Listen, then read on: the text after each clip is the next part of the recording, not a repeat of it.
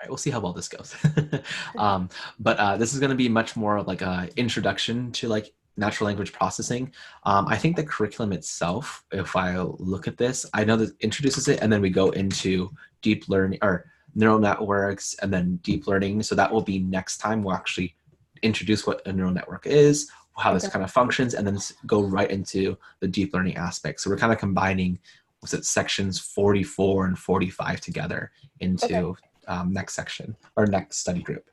But for NLP at least, I'm kind of looking a little bit of what is going forward is we'll introduce NLP right now, and then we'll revisit this in about a couple weeks, maybe even longer than that, maybe like 3 weeks from now, with deep natural language processing with word embeddings. Okay, so I might show you a little bit of that just to kind of motivate it. But all right, I realize you can't see my screen, so I'll go ahead and share my screen. I started like clicking on things. I'm like, wait, you can't see that. Where are you? Sorry. Okay, there it is. Cool. So, and I don't know how Zoom does this. Okay, cool. So just know on the repo, if like you ever want to like copy this forward, like it's more like more notes than it is like coding. It's just in that NLP section for the repo. Okay. So natural language processing intro, this is going to be a little more kind of like just kind of summarization from the curriculum itself. But basically just know that natural language processing, we'll usually abbreviate as NLP. Basically you're using structured language, or sorry, you're using something that's like unstructured language and trying to gather meaning from it. So kind of the examples of this is like we have very structured languages or things like logic, mathematics, programming, like where you basically have a very strict set of rules. Like if I write, for example, like, 3 equals 4 plus, that means nothing. Like that's, I mean, you could maybe try to interpret that as a certain thing, but like has very strict language and like our rules of like what is allowed and like what things are actually like true statements or reasonable statements. Same thing with programming, right? I can type a thing in a program, and if it's not correctly structured, if it's not written correctly, it'll just fail, right? Versus natural language is a lot more fluid, it's complex, it's unstructured. There's a lot of things to language, and this is kind of a fun thing. If you kind of studied linguistics and stuff like this, so just kind of like, did you ever have like that English teacher that was like it was like, if you raise your hand, it's like, can I use the bathroom? And they go, you mean may? Yeah, I hate those people, right? Mrs. Cahill, 8th grade. I remember. Because you remember, right? And they told you you're wrong, right? You need to use this. Yeah. Natural language basically says that's incorrect.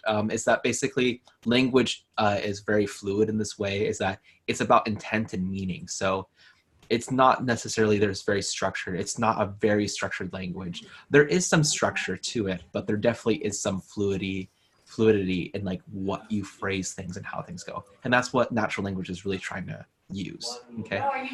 So this is where I kind of put in a little bit about like, we can basically take computers, and our goal essentially is like we can use structured, data, right? Think of like, using our linear regression, right? Or other machine learning aspects. We can take these values, categories, and process them through and make predictions. That's what you're doing with the machine learning project right now. So the thing is that when we're talking about natural language processing, we can actually use a computer to kind of make this into a more mathematical object. So we'll actually use like things like linear algebra and stuff and make it more structured so we can actually do predictions and actually kind of get meaning out of this parts. So from this, basically, we take things like words and phrases. If you're talking about like, what's it called? Speech detection, you'd call it about phonemes and stuff like this. Identifying parts of speech and keywords. And you can imagine, this is going to be very English focused, but you can imagine this other aspects similar for other languages, right? And we can parse sentences and stuff like this and basically break this down so we can use more like advanced like machine learning techniques to figure out what this meaning is. Kind of like to emphasize a little bit of like, why is this such a big problem? I think this is a really good one. Let's see here. Difficult to understand the meaning for a computer. Yeah, so okay, this is a kind of fun one. So like I was led to believe the fire festival, I don't know if you remember that, would be amazing, transcendent event. I was conned. So based on like reading this, you have to understand that this part right here, I was conned and led to believe, is basically saying, hey, this is actually not true. The Fire Festival was not amazing, was not a translative event. They thought it was, but it actually turned out to be not. And that's kind of a subtle thing that even like second language English speakers might not pick up on. And so a computer might be really difficult to figure out what is the intent, what is this trying to say? Was the Fire Festival positive or was it negative? In this case, you interpret, oh, this was actually a negative event that happened here. And that's kind of the difficulty of like something like sentiment analysis. There's other things like the ambiguity, right? So note that in English and just any language, there's always going to be ambiguity in the language itself. And it's through context, right? So meaning, semantics, that we can actually understand what it's trying to talk about. So we can say the pipe couldn't fit through the hole in the wall since it was too big. This it right here, what does this refer to? Like, you instantly already know, like we say, oh, the pipe couldn't fit through the hole in the wall since it was too big. You know it's talking about the pipe because you know, oh, the pipe wasn't too big because you're putting the pipe through the hole, right? You're like, oh, this is something that's straightforward. But notice that if we change pretty much the same, like we take the same sentence, the pipe couldn't fit through the hole in the wall since it was too small. Just by changing this one word, big and small, we actually change the meaning of this it. So it now means like actually this whole. So you can see here is that basically the reason why we're able to understand this is through context. We understand the context of what is going on in the sentence, that we can understand what the it is referring to. And this is the really, like, honestly, like, this is why natural language processing can be so difficult, right? It's difficult to basically figure out, like, well, what are the different meanings for this thing? And you essentially have to be quite honest, it's my opinion a little bit that you probably won't have like full natural language processing, like interpretation, like translation, without like a fully understanding like brain. Essentially, like you essentially have to understand this context, but there's a lot of strategies you can get around this to make it work well enough. So the first step basically for all NLP, which is what we'll talk about in the basics, essentially we have to process text. And we have to basically take the representation of the language. Usually we're talking about like, you know, some kind of written text. So like, you know, things like already put on the computer, not like speech, and translate this into something that we can extract features from and actually do operations on this. I'll kind of say right now is that even though pretty much every natural language for like processing, like I would say like tutorial or like, you know, like textbook on NLP will always kind of start off with saying text and processing that through. So it's already written out for you. There have been a lot of like recent kind of like, what's it called? I'm losing my train of thought. But like there's a lot of recent developments that would use speech, for example. Take speech directly and translating it out versus taking speech, putting it into text, and then processing that text.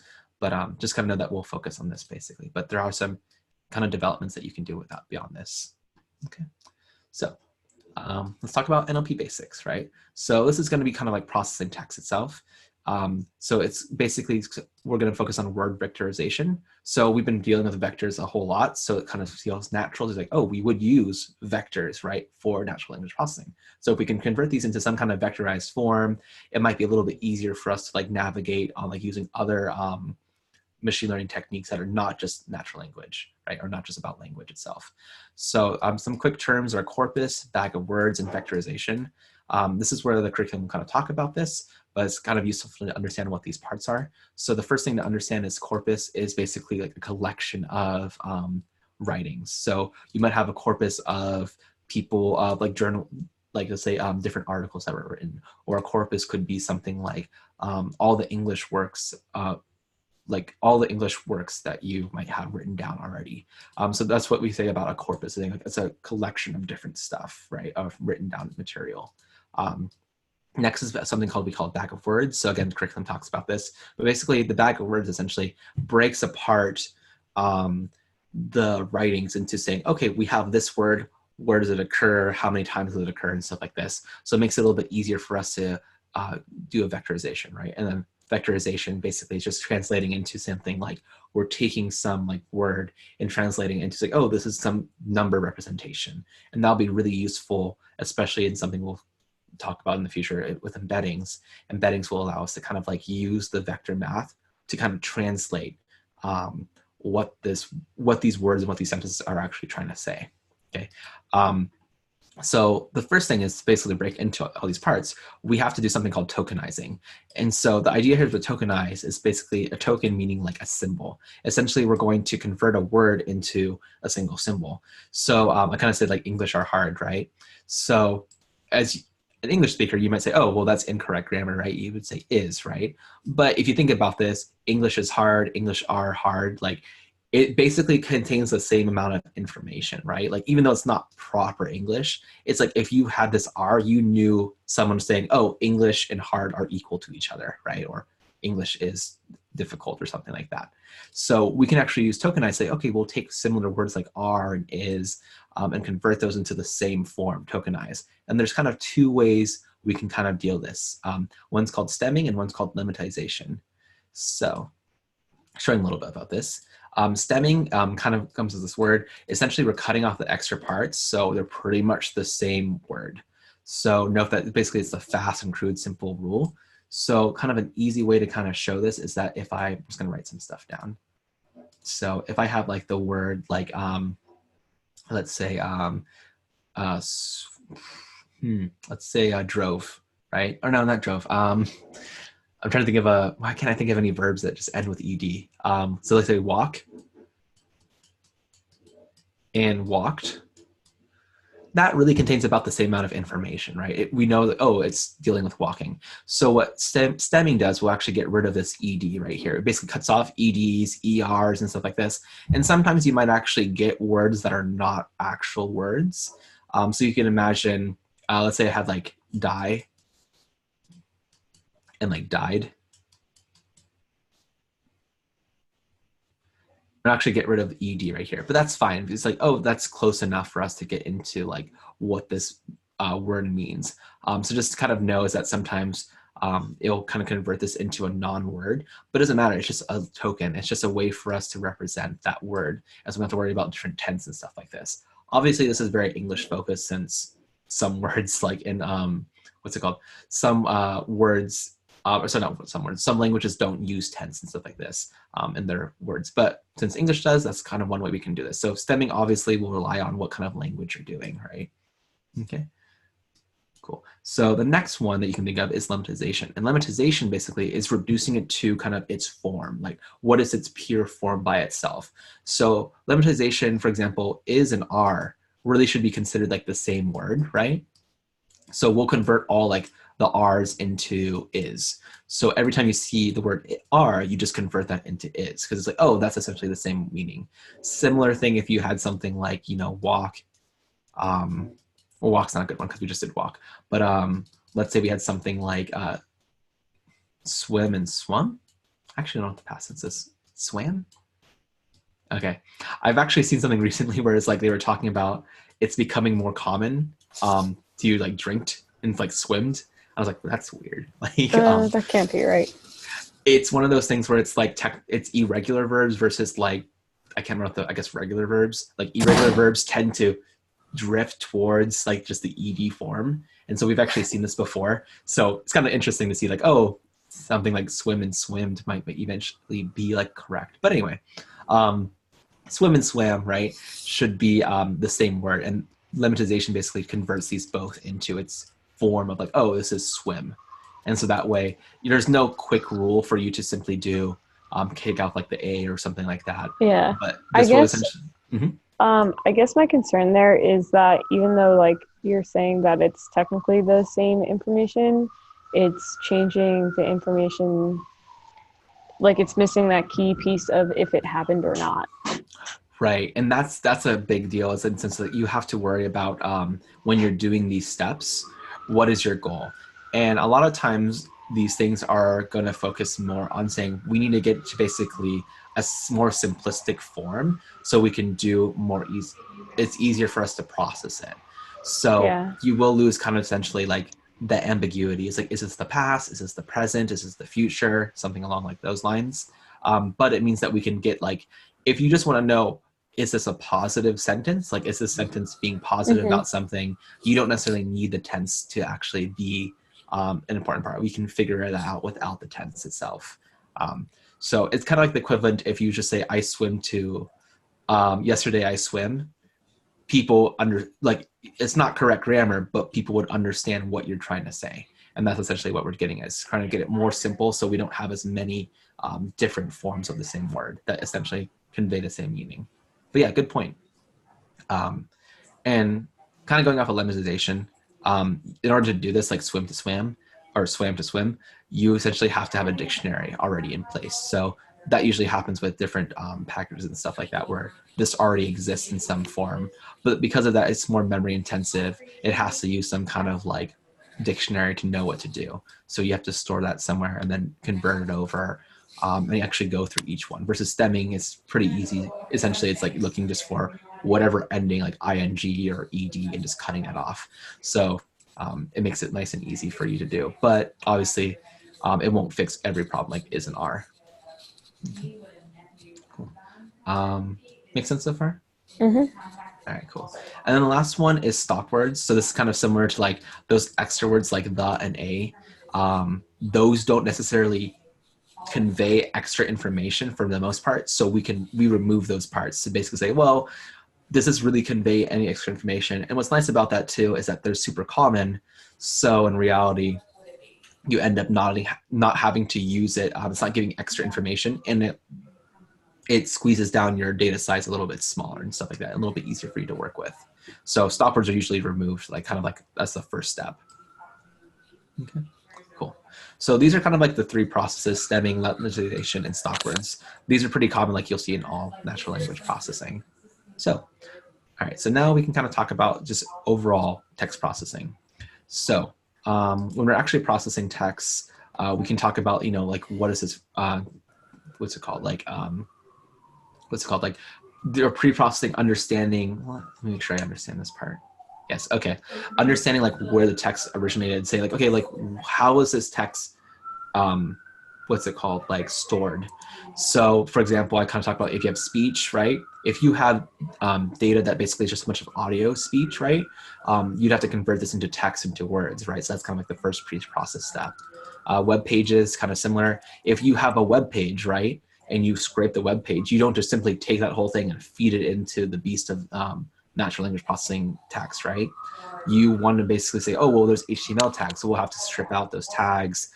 Other like documents, like for CSV or even a Word doc, can have extra things that are not relevant to the actual understanding of like what is going on in this language or this sentence or whatever you're looking at. So this is kind of like an important part to like consider, say, where did this text come from? And then once you have this understanding, you might be able to combine things like web pages, Word docs, and other formats all together, since they're now all in a similar format together. Okay. So again, removing irrelevant information, this is kind of similar to like, what's it called, like stop words. But if you kind of think of this right here, where it says the sentence, the dogs in Alaska are cold, hungry, and lonely, we really don't need like things like the dogs in Alaska. We don't need the, right? Dogs in Alaska are cold. We can get rid of are. We can kind of start getting a little familiar. We are technically losing some relationship, like dogs, Alaska, cold, hungry, and lonely. We can even take rid of and. This, for the most part, can get most of the understanding. There is some ambiguity here. Is Alaska cold, hungry, and lonely? Or is it dogs that are cold, hungry, and lonely? If we just had dogs, Alaska, cold, hungry, lonely.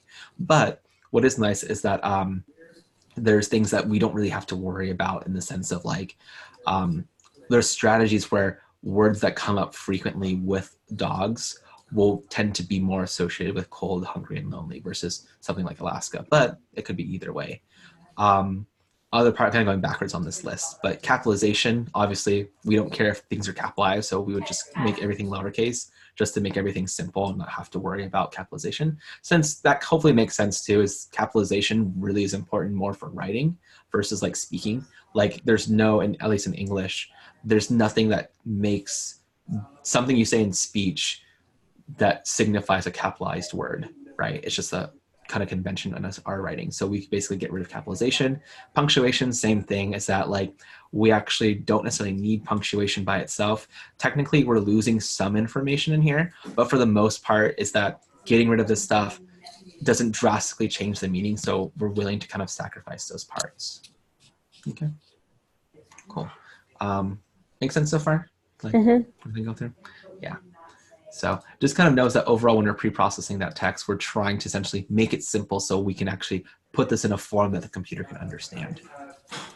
So some useful tools. So these are kind of like big ones. NLTK.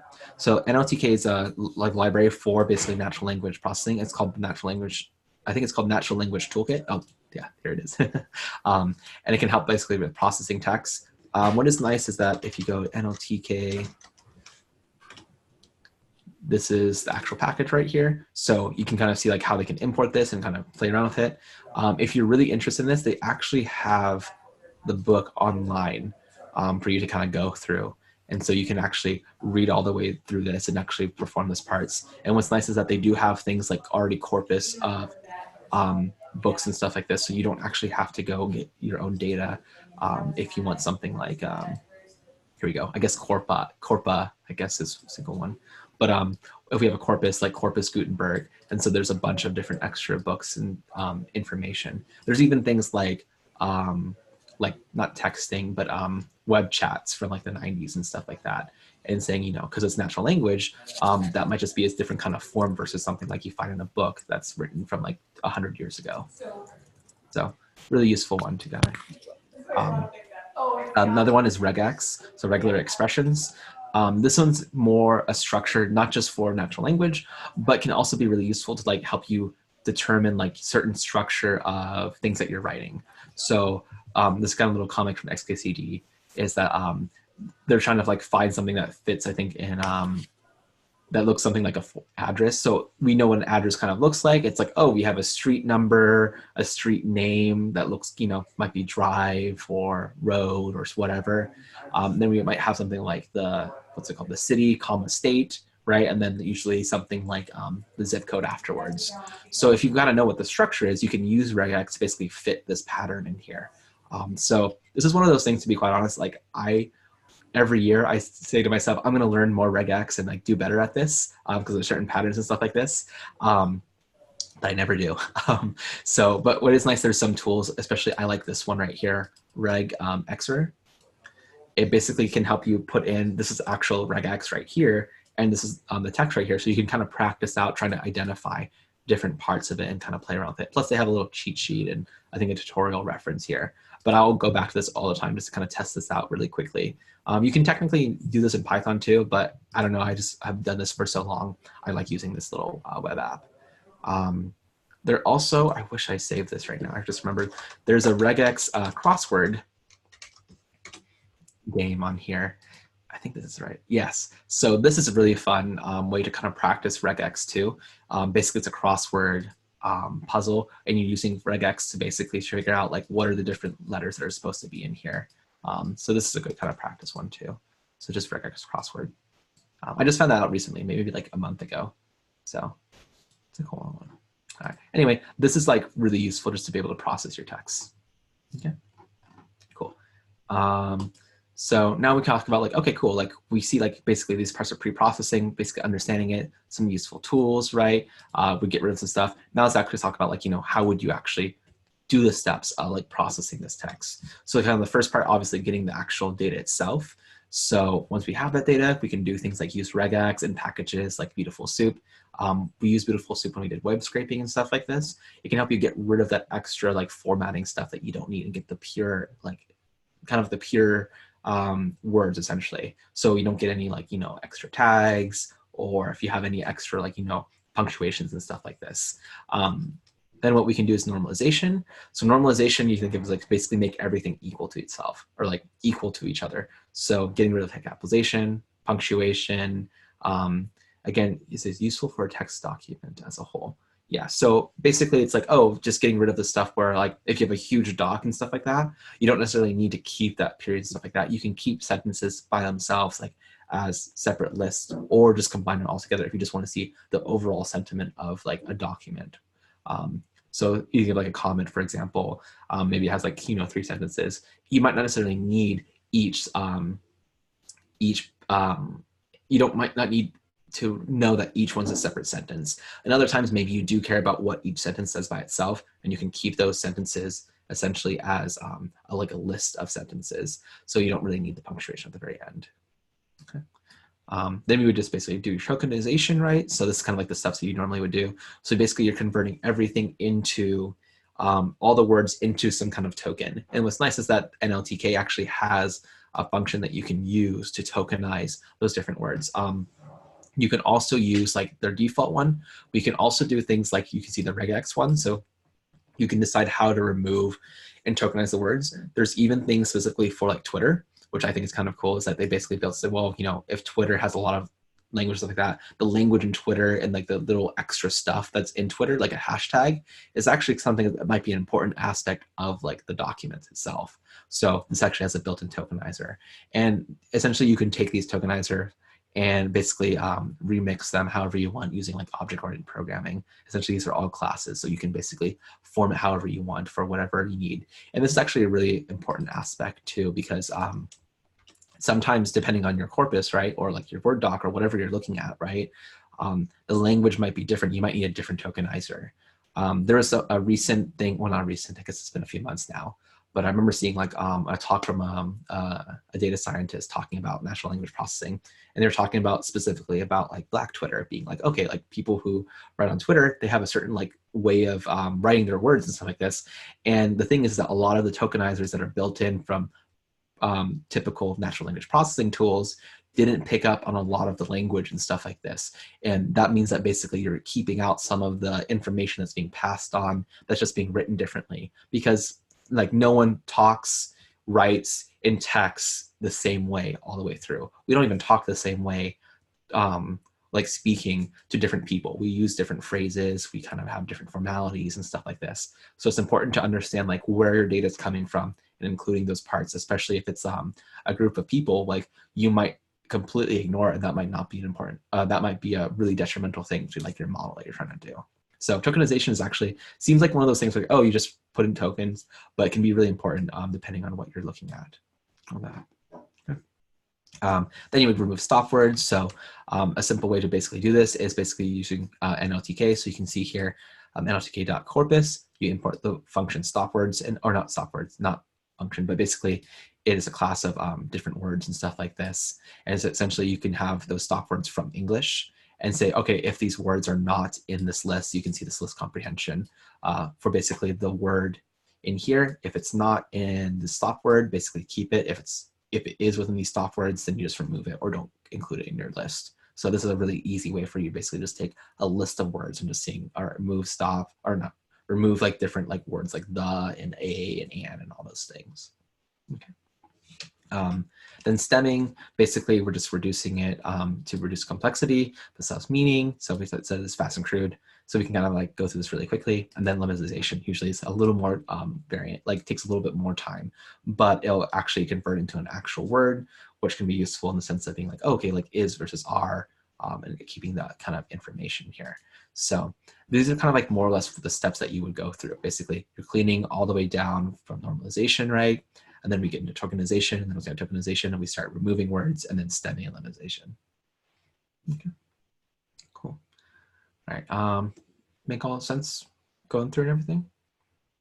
Okay, cool. So I think honestly, that's like all I really wanted to kind of show a little bit for that section, natural language processing. I'll kind of mention about embeddings just to kind of say a little bit what we'll do later on, but eventually what we'll do, and I think this is more like a section, I don't know, I think section 49. I'm just looking a little bit quickly. Yeah, section 49, we'll actually talk about how to use neural networks and stuff to create these embeddings, which can be super useful to actually determine like basically sentiment and essentially all these different things. And so you can start seeing like there's a little description, like for example, from male to female, where you shift in a certain direction, where essentially these words that were male focused can be more female focused, or a verb tense going through. And this is all built on the sense of after stemming and lemmatization and tokenization and all these different steps, you're just able to get these a lot of interesting patterns and stuff like this. And these patterns can really be built from the fact that you have a lot of data. So that's something to look forward to a little bit later. Okay, cool. All right. You have any questions, Lucy, or? No. Okay. Yeah. So this is kind of like I said, like a really like straight up like summary of like the section 43 and stuff like that. So hopefully that Mm-hmm. will kind of be a little bit easier to kind of comprehend all this stuff. Obviously the curriculum goes a little bit more detail, including some codes in the labs. But you can kind of see like the overall the structure of like what you would do. Okay. Cool. Cool. I guess I'll stop recording here.